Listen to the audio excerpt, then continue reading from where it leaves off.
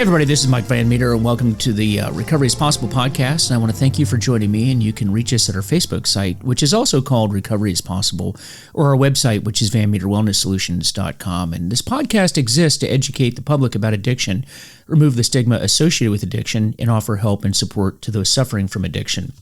And this episode is brought to you by FHE Health, a substance abuse and mental health treatment center specializing in treatment for first responders' needs, including PTSD, anxiety, and substance use. So take the first steps to a better life today by visiting FHEhealth.com, FHEhealth.com. And by the way, they have programs not just for first responders, but for everybody out there that has an addiction or PTSD issue that needs to be addressed. So check them out. Really great people, and I know that you will be impressed with the work that they do, because I certainly am. So folks, today I want to talk to you about online versus in-person meetings. Online versus in-person meetings. And the reason why I want to talk about this is because this has really come to the forefront in the COVID era in the last couple of years, where prior to COVID occurring, AA meetings and all other 12-step meetings for that matter, not just AA meetings, Al-Anon, GA-Anon, SA-Anon, all kinds of different meetings were only held in person. And this is the first time in history that I'm aware of where meetings were actually shut down.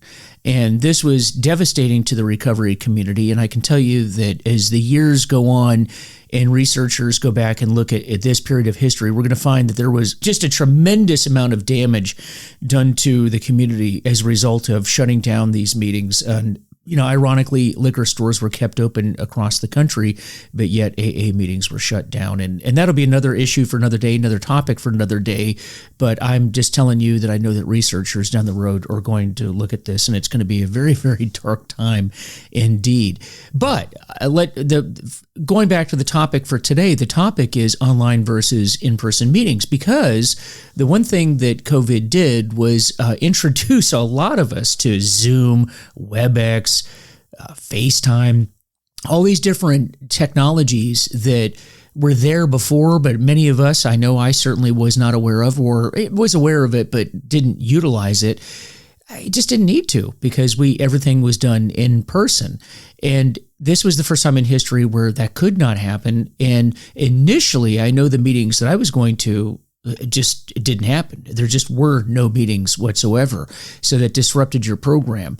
And then this thing called Zoom started happening, where people could go in and they could get on to these online meetings, which was a vast improvement from what we had before. Because I do want to say that prior to the Zoom meetings, there actually were online 12-step meetings, but they were very clunky. They were very awkward. You would have to get online, and it was more of a chat room where everything was on writing. So you would be looking at the screen. Somebody would write their message. They would do the preamble. They would start the meeting. They would talk about what the topic was going to be about. And then people would respond to that in writing. And so if somebody asked a question, or if somebody wanted to share, then you'd have to read all this text and then respond to that. Just very, very clunky. I never liked that. There were a lot of people that utilized that method. That was not something that I liked. That was not something that I wanted to utilize. And so I didn't. And I didn't need to, because there were online meetings where you could go in person. So that was the way that it was done. And then after COVID, of course, Zoom came out, and then you had that video capability. And this is what all of the meetings that I attended started to do. So it would just be like being in an in-person meeting, only you now would have the chair come on. Somebody would let you into the meeting. They would chair the meeting. And then depending on the format, you would continue on from there. And really good, really useful, absolutely served the interests of people within the program for what we were facing at the time. Now, the advantage for me, what I really did like about it, is I could attend not only meetings around the United States, but attend meetings in other countries. For example, I have attended a couple of different meetings in the United Kingdom, down in Australia, and some other countries as well. And that's a neat thing, because you get to see other people see the problems. You hear about issues in different countries. a lot of these meetings are run slightly different than the meetings here in the United States, and it's really good to see that. And you get to meet people from all over the country as well, and that is fantastic. But, what you were lacking was that face-to-face contact, and that before the meeting, after the meeting contact. And those of you that have gone to meetings know what I'm talking about, that much of the connection, the social interaction occurred before and after the meeting. That's where you really get to know people. That's where you meet sponsors. That's where you help individual members of the meetings that are struggling, and you have those one-on-one conversations, which you're not going to have in the meeting. And that certainly is lacking. And again, we did what we had to do during COVID, but now a couple years later, and the vast majority of the people are vaccinated, or let me just clarify and say those that are going to get vaccinated have been vaccinated. For those that aren't, it's not like they're waking up one day and turning on the television and saying, "Oh, look, honey, they've created a vaccine. I think we should get it." It doesn't work that way. There's no one that doesn't know about the vaccine. If you don't have it at this point, it's because you chose not to get it, but it is what it is. Now, the question then is, what do we do now that meetings are opening back up? Right? Airlines have removed the mask mandate. Most workplaces have. In fact, outside of the Washington, D.C. area, I see the vast majority of people aren't wearing masks, and they've gone back to life as normal. So what do you do now? Well, that's a dilemma that a lot of meetings are facing. Do we stay Zoom only? Do we go in person only? Are we going to be hybrid? How are we going to run the meetings? And if the meetings are open, are you going to go to those meetings? And those are good questions to have, and I'm not someone that's going to make that decision for you. I'm not going to judge you either way. We all have to make our own decisions. But I do want to throw out today, and that's the topic of today, is the pros and the cons of both types of meetings. And then we'll talk about, what you should do in order to make your decision. Now, I talked about the history of AA as far as always being in person. That was the hallmark of AA and other 12-step meetings, is that you would meet people in person, and you could participate in what we call the fellowship. Now, what do we mean by the fellowship? The fellowship is that you are with other people that are suffering from the same addiction that you have, and you fellowship with them, and you can share your experience, strength, and hope, and share how you got well. And that's the important thing for the new folks that come into the program, is demonstrate that it can be done, and then along with that, demonstrate how it can be done and help them along to do that. Now, again, in meetings, you hear a lot of information. You may learn about the steps, you may learn about the literature, learn about the big book, and hear other people's stories. But the real work in recovery is actually done outside of the rooms. And that's what I'm going to address when I talk about the in-person part of it and the advantages that provides for folks. But we did have to create online meetings, and they served their purpose, or at least did so. We were doing the best that we could with what we had, with what we were faced with. And I will give the entire program of recovery kudos for that, because it showed an immense amount of resiliency and adaptability to a situation that none of us asked for. We didn't create it. There was nothing that we could do. Like they say in Al-Anon, you didn't create, you can't cure it. You didn't create it, you can't cure it, you didn't cause it, but you sure can contribute to the problem. So we looked at this. We realized that we didn't do this. We didn't create this situation. And instead of contributing to the problem, we were going to try to come up with some solution. And that was really, really good. So since we had to do that, let's talk about some of the pros of having an online meeting. Well, if you're immunocompromised, obviously you can have access to a 12-step meeting and not be at risk for that. And there are certainly people that are high risk. People that are morbidly obese, people that have immunocompromisation, your system just can't handle having the virus, and it puts you at risk, and nobody wants that to happen. Or Along with that, maybe you are living with someone that is in one of these categories, immunocompromised, or they're elderly, or they have some other condition that makes that very dangerous for them to be exposed to somebody that has COVID or any other disease for that matter. So that's an advantage to it. It's more accessible for people with certain disabilities, and you can attend without any sort of barriers. Now, I can tell you, I don't know that that was ever an issue at any in-person meeting that I went to. I know that every meeting I went to was very, very sensitive to this topic and made every effort that they could to help anyone that had any sort of disability to get into the meeting. To include, I've been to meetings that had people that could interpret through sign language. There's also meetings with spoken in different various languages. So very sensitive to that. So I don't know that that was always ever an issue, but if it is an issue for you, that's an advantage to an online meeting. People that work various off hours, people that do shift work, police officers, nurses, firefighters, EMTs, military people, or maybe you're traveling overseas and you want to attend a meeting in the United States and it's at a certain time, but you're in a different time zone, that is helpful.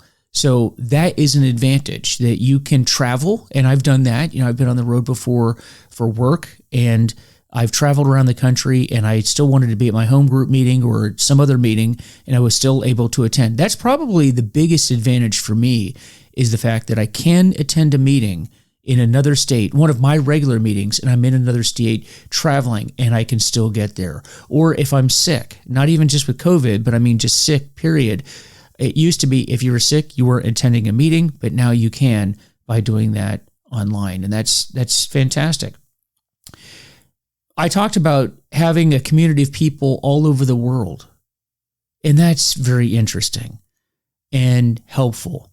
Now, what I have been doing is taking those types of meetings and adding them to the repertoire of my local meetings, the meetings I go to in person. I'm not replacing my normal meetings with overseas meetings, but I'm adding to them.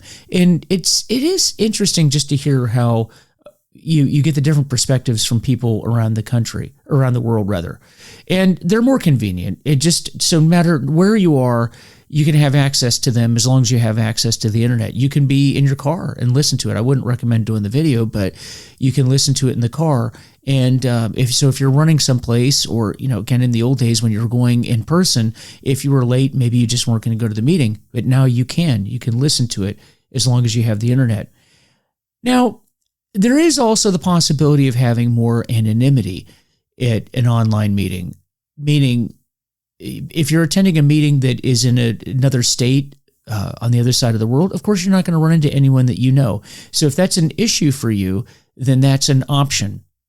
And that's usually a consideration for people that are in early recovery. We've all come into the program and we've wondered, what will people think? What if I see someone I know? I don't want that to happen. For a lot of police officers I work with, what if I go to a meeting where I see somebody that I've arrested and now they're seeing me at the meeting and it's embarrassing, or maybe they feel that it's a security risk. Whatever your reason may be, an online meeting is a good option for you because you can go to the meeting in another state and the likelihood of anybody recognizing you is infinitesimally small. So that might be something that you want to consider. Now, of course, I've always said, and you've heard me say this before in this podcast, that as time goes along, those considerations actually become less and less, because you'll learn in recovery that if you see someone in a meeting and they recognize you, remember, we're all at the same meeting and they're there for the same reason that you are. So they're going to be abiding by the same standards that you do as far as the spiritual tradition of anonymity. I've not seen that violated, but again, if it's a concern for you, if that's just something that you just can't get over, then this is a very good option for you on the online side. So let's talk about the in-person meetings. Why is that important? Well, that's first and foremost, you develop relationships with the in-person meetings. Remember, addiction is isolation and recovery is community. Let me say that again. Addiction is isolation and recovery is community. There is just something about being in person and seeing the people that you're with, the nonverbal communications, the sidebar conversations, the ability to ask a question, being there, looking into their eyes.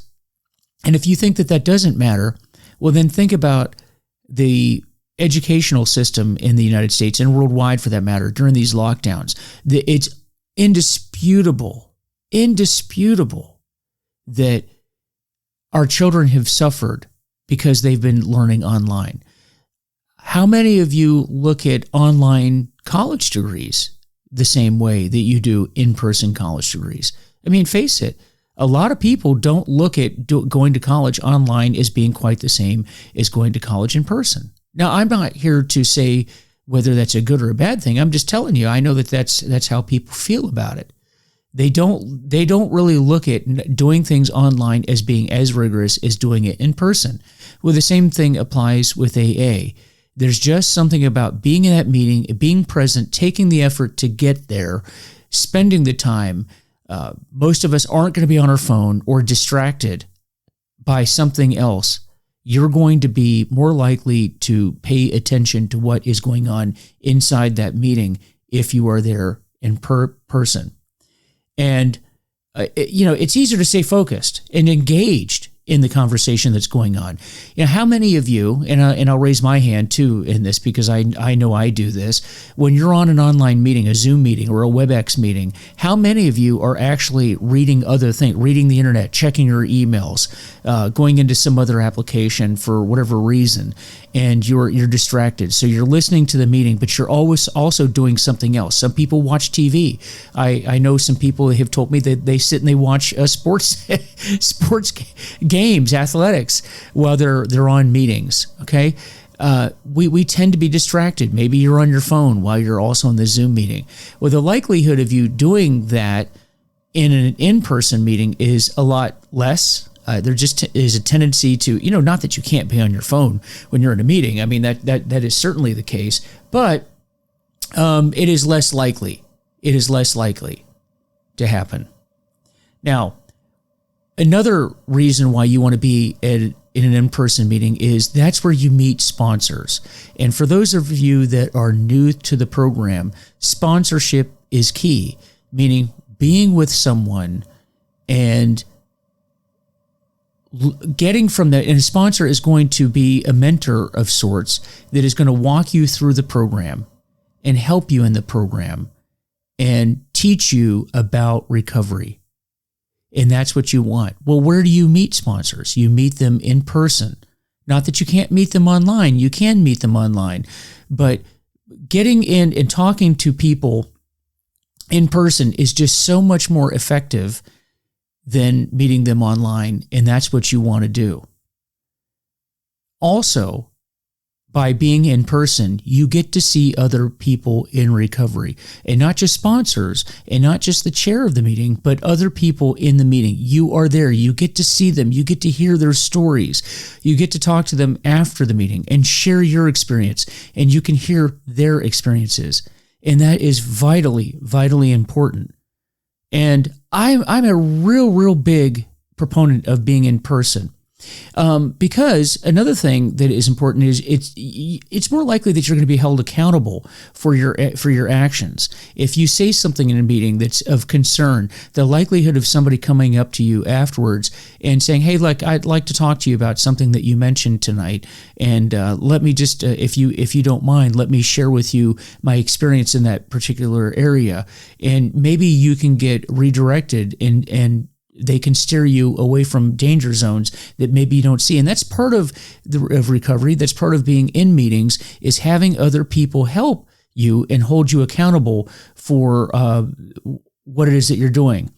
And you can help build a routine that you can maintain and focus on. And that's something that in recovery that we learn is that you need to in recovery, build a schedule, build that routine, build a commitment, because when we're drinking and drugging and we're suffering from addiction, our life just becomes so out of control and unmanageable.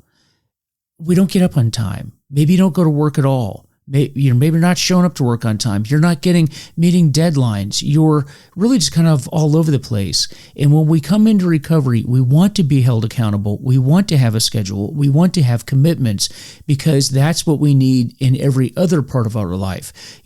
Putting together that or fixing that unmanageability that happened when our addiction took off. And meetings help us do that. And not only are you working to keep yourself accountable, but you can help keep others accountable as well. And finally, folks, we are just designed to be with one another. People were designed to be with other people. And I can't stress this enough. Addiction is isolation, and recovery is community. And we have to get back to meeting with one another in person. And my big fear, and I'm already seeing this in a lot of meetings that I go to, that it seems like there's a lot of people holding on to this notion that online meetings are better, they're more convenient. And I won't argue that they're more convenient. Are they better? No, I think that they serve a purpose for what we talked about earlier.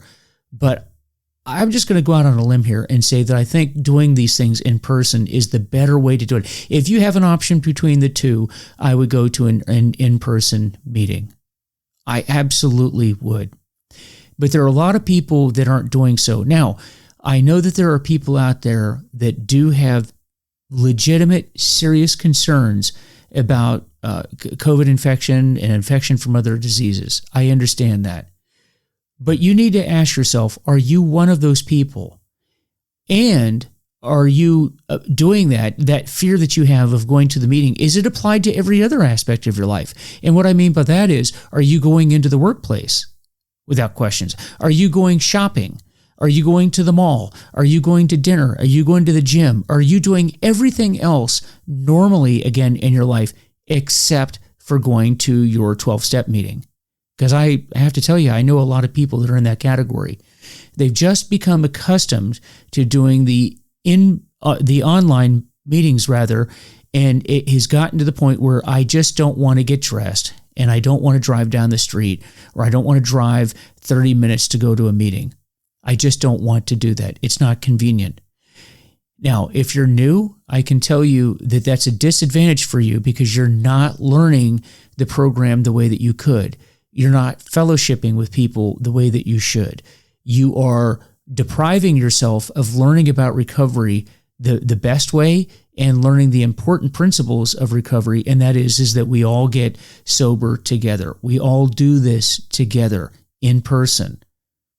And for those that have been in the program for a long time, likewise, you are depriving the newcomer from seeing recovery in action, seeing someone that has gotten well, teaching them the program, being that example, being the epitome of what recovery is, and you're depriving the new people of that. If somebody has been in recovery for, 10, 20, 30 years, and 40 years, I actually know people have been in recovery that long. The question is often asked, does somebody that has that much time behind them, do they need to be going to meetings every day or several times a week? Not necessarily, not for their own sobriety, because chances are if they're working a program that's that dedicated, then they are not really at a high risk for relapse. So why do people go to meetings then after that many years? Why am I still going to meetings right now? Because I know that at that point, it's not necessarily about me, but I need to be there to help the new person to come along. Because after all, when I came into the program, there was somebody there that would help me along. Now I have to be, and if you have that amount of time behind you, you need to be that person that sets the example for the newcomer that came to the meeting, setting the example. The newcomer needs to see you at the meeting, and we do that in person. And so those are really just sort of that's my 2 cents on online versus in-person meetings. Again, given the option between the two, I'm going to go with in-person meetings, and that's just my opinion. You may disagree with that, and if you do, please write to me, and I'd love to hear about it. And if you want, maybe even bring you onto this podcast, and we can get your opinion on it. but I feel very strongly about the in-person meetings, and I think that they're very, very important, and I hope that we get back to that soon. More and more meetings are getting back to in-person. I know, in fact, in my area, I want to say the majority of the meetings have gone back to in-person. So that's a good thing, because I think that that's the way that it needs to be. Again, just my opinion, and as you guys know, that's all I'm doing on this podcast, is giving my opinion about these things, but it is based on some experience. And so, folks, with that, I like I say, I don't represent any group. I know I talk about AA and here Al-Anon and others, but I don't represent them. I'm just giving you my opinion about these organizations. So I don't represent anyone other than myself, and my only purpose in giving this information is to share with you what I've done, because it's helped me, and maybe some of this will help you too. So if I've said anything that doesn't apply to you or you don't agree with, then just discard it. But try to take any information that you can use for yourself and try to help others as well, because that's what we do in recovery. We help others while we help ourselves, and we try to impart whatever knowledge we have to them. So with that, visit my Facebook page, which is Recovery is Possible, my website, which is VanMeterWellnessSolutions.com. And once again, we are sponsored by FHE Health. And according to SAMHSA, first responders are 30% more likely to develop behavioral health conditions like PTSD, and FHE Health specializes in getting first responders better and cleared for duty. So find out more at FHEHealth.com, FHEHealth.com. They have a lot of great information on their website that will help you or a loved one or someone that you know that needs to get into recovery. And they treat not only addiction issues, but like I say, PTSD separately from addiction issues, which is unique to them. I don't know of any other treatment facility in the United States that does that, but that's unique. But check out the website. They can tell you all about it. So with that, folks, this is Mike Van Meter, Recovery is Possible podcast.